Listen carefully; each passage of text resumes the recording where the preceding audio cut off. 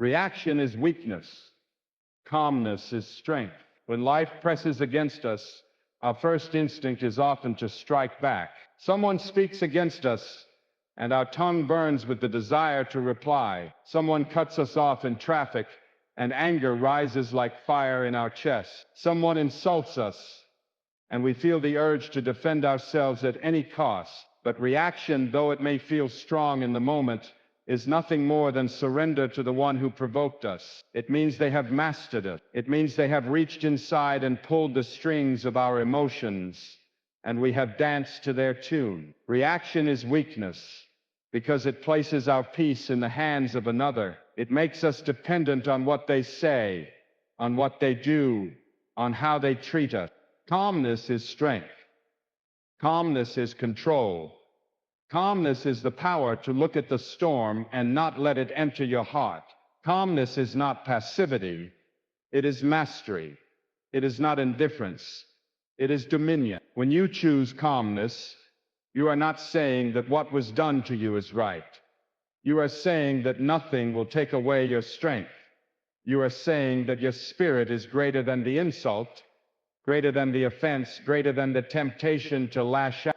The man who reacts may think himself strong because his voice is loud and his temper fierce, but he is weak, for his peace is gone.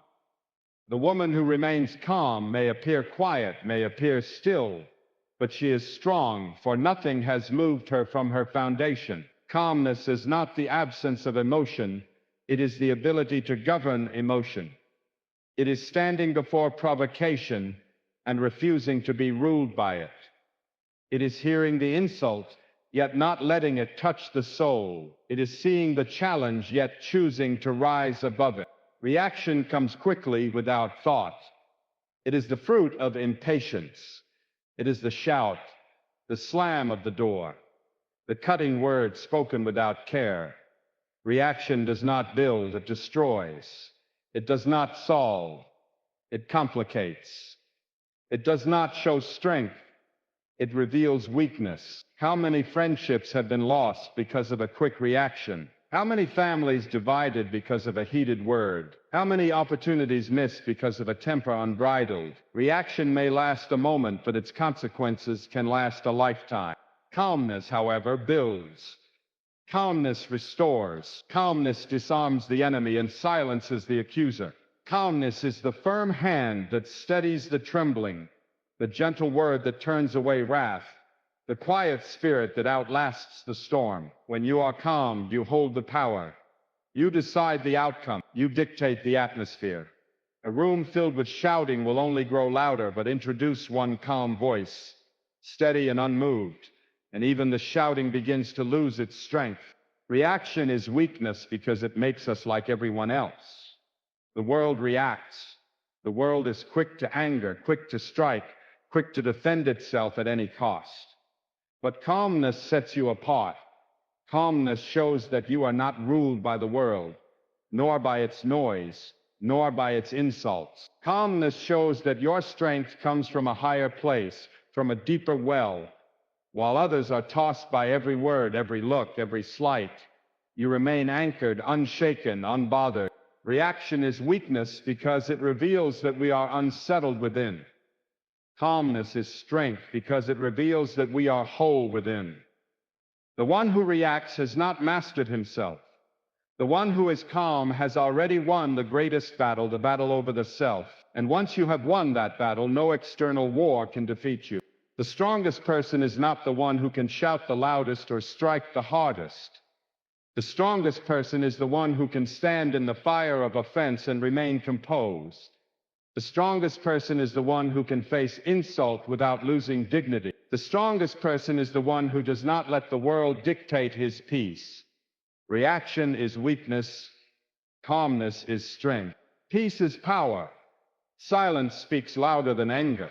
In a world where voices compete to be heard, where anger is worn as a badge of pride, there is something extraordinary about the person who remains at peace. Peace is not the absence of conflict.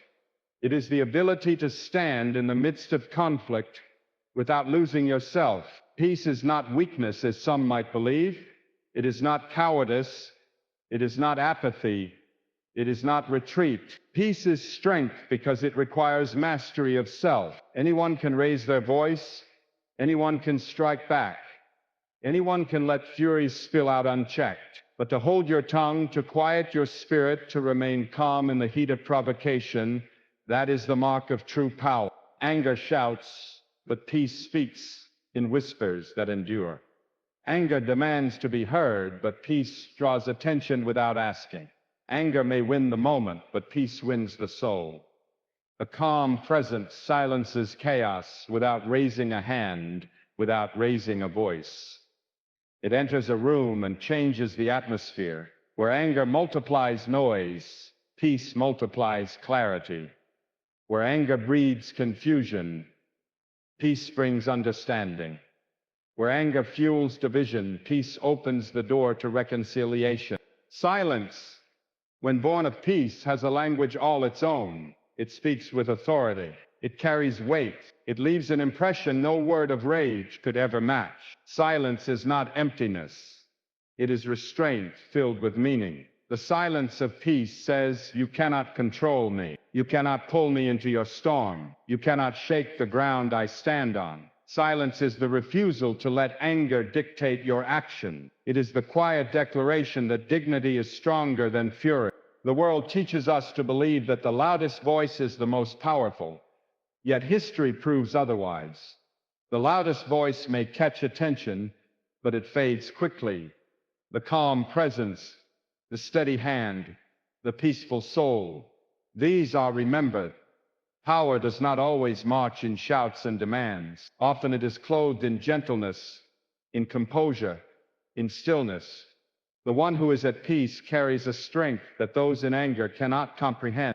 Anger promises power, but it delivers regret.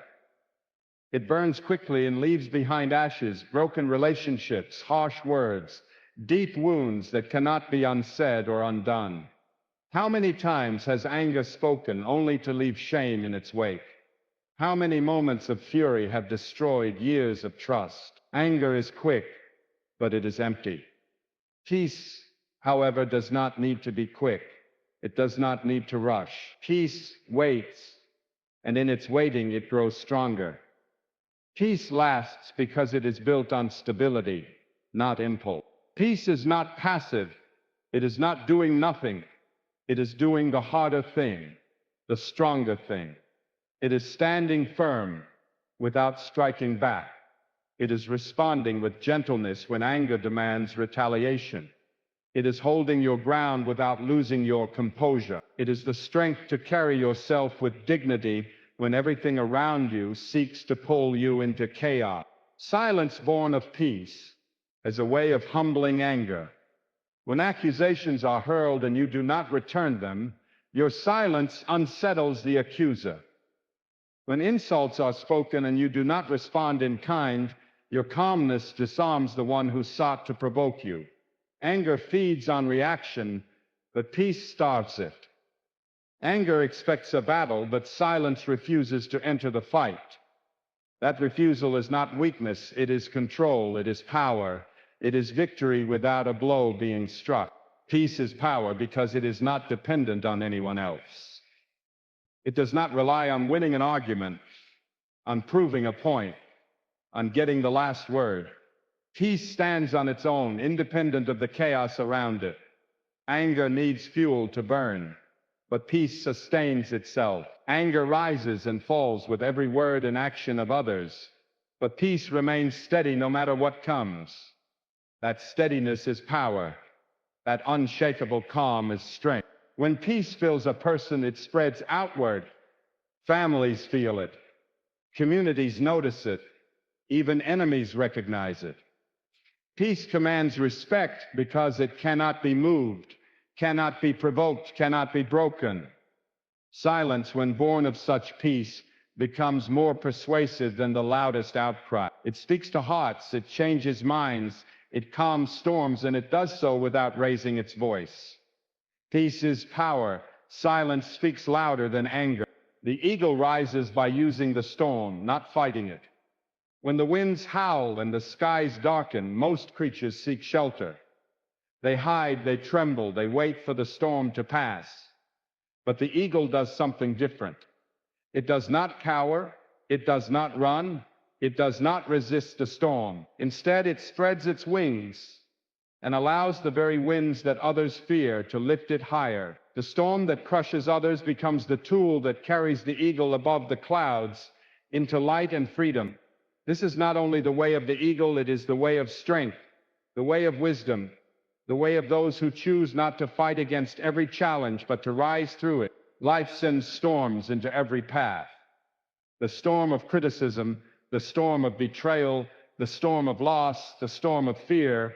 We are tempted to resist them, to fight them, to curse the winds that beat against us. We imagine that strength is proven by how fiercely we oppose the storm. But often, the harder we resist, the weaker we become. The storm does not always yield to our struggle. The winds do not always stop when we demand it. The rains do not cease simply because we shout at the clouds. Yet the eagle shows us another way. It teaches that the storm can be used, not just endured. That the winds meant to bring you down can become the very winds that carry you higher. The difference lies in perspective. Most see the storm as an enemy. The eagle sees the storm as an opportunity. Most spend their strength in resisting. The eagle saves its strength by rising. The storm, to the eagle, is not an obstacle but a pathway. The eagle does not ask for calm skies. It embraces the storm because it knows what the storm can do for it. This is a lesson for every soul that longs to rise above the weight of this world. When difficulties come, there are two choices: fight them in bitterness or use them to grow. The one who fights in bitterness exhausts themselves. They become drained, angry, worn, and often defeated. But the one who uses the storm, who leans into it with trust, finds new strength. The wind that bends the weak can lift the strong.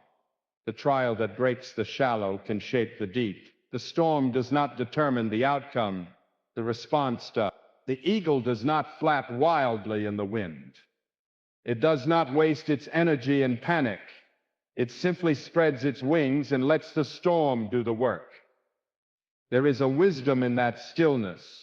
There is a strength in that surrender. It is not giving up, it is rising up. It is learning that you cannot always change the wind, but you can learn to ride it. You cannot always stop the storm, but you can let it lift you higher than you could ever reach on your own. So many lives are lived in endless reaction, trying to push against forces far greater than themselves. But the eagle shows another way. Do not waste your strength in panic. Do not burn yourself out fighting what you cannot control. Learn to spread your wings in the midst of the storm. Learn to turn adversity into advantage. Learn to let hardship raise you higher. The storm reveals character. It separates those who hide from those who rise. It shows the difference between the one who collapses in fear and the one who soars in strength. The eagle does not pretend the storm is easy, but it does not allow the storm to define it. It uses the very thing that others dread as the means of its ascent. That is why the eagle is not found cowering in the valley, but soaring above the clouds. Every storm carries within it the possibility of flight. The winds that feel hostile are often the same winds that can elevate you. The challenge that threatens to overwhelm you can also be the very force that shapes you into someone stronger, wiser, and freer. The eagle does not fight the storm. It rises by using it. The lion doesn't answer every barking dog. Picture the scene. A lion walking with quiet strength, steady steps, unshaken in its dignity. Around it, small dogs bark, yelp, and chase. They leap, they shout, they make noise with all the energy they can muster. But the lion does not stop to respond. It does not lower itself to bark back. It does not waste its strength in proving that it is the lion. The lion simply walks on, knowing its power, knowing its position, knowing that the barking does not diminish what it is. The lion has nothing to prove. In life, there will always be barking dogs. Voices that criticize, voices that mock, voices that try to distract you from your purpose. There will be people whose only aim is to provoke, to lure you into a fight that is beneath you. They may be loud, they may be persistent, they may even gather in numbers. But noise does not equal power. Barking does not equal authority. The lion remains the lion whether the dogs bark or not. To answer every barking dog is to forget who you are. It is to waste energy on battles that do not matter. The lion has greater things to do than argue.